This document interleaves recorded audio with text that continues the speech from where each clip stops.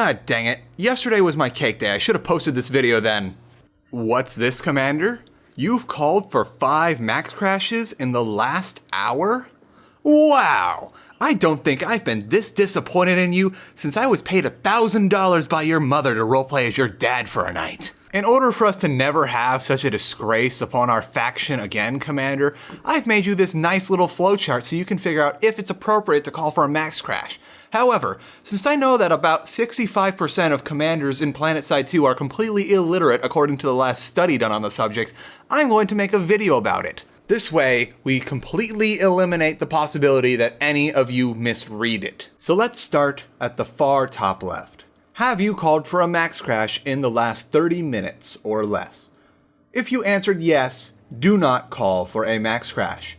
Not only is this creating a large strain on your platoon members' resources because not everyone can afford premium, but also it gets a little predictable for the enemy, and they're probably already waiting with their heavies and rocket launchers and tank mines to make you look like an idiot. If you have not called for a max crash in the last 30 minutes or less, move on to step 2. Have you called for any other kind of mass pull in the last 20 minutes or less?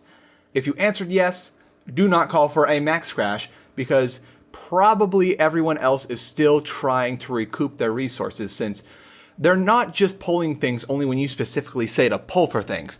People in this game like to actually play the game, and that involves grenades, getting vehicles for harasser teams on their own with their buddies, all sorts of stuff. And you need to be considerate of that and realize that you can't just pull a max crash or a mass vehicle pull every 30 seconds. Now, assuming you answered no, let's move on to the third box. Is all of your platoon in one place right now and ready to organize and mobilize? If no, do not call the max crash. If yes, do it. This one's really self-explanatory. If everyone's all fragmented and stuff, that's another 5 to 10 minutes that you need to get everyone together in order for your max crash to be effective. And you need to be organizing, not cat wrangling. You can easily just get past this step by actually bothering to make sure everyone is in the right place. Just tell everyone, get in one place because you're going to do something. If anyone doesn't understand, they need to leave your squad. After that, we have, are you neglecting friends, family, or important tasks at hand in order to be playing this video game? If no, advance to the next step. If yes, stop. Uninstall the game. Turn off your computer. Find the nearest mirror and stare into your own eyes as you rethink the mistakes of your life.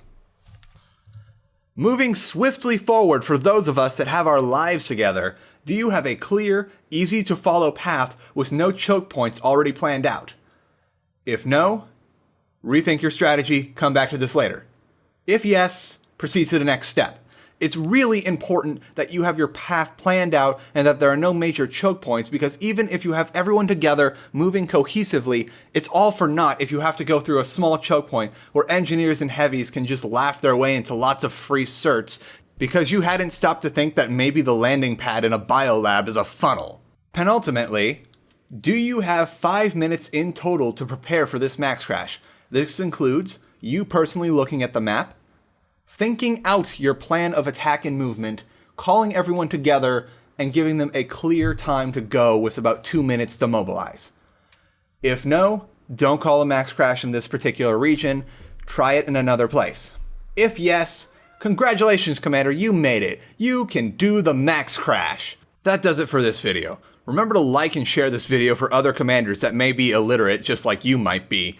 And if you really want to help out with that situation, you can directly support this YouTube channel, which will either go to me buying Hooked on Phonics for platoon leaders in Planetside 2, or possibly just cheeseburgers and snacks. Actually, it's probably going to be the latter. Yeah, I'm going to be honest. I like snack money. But you don't have to do that. I'll see you next episode when I buy snacks with my own money.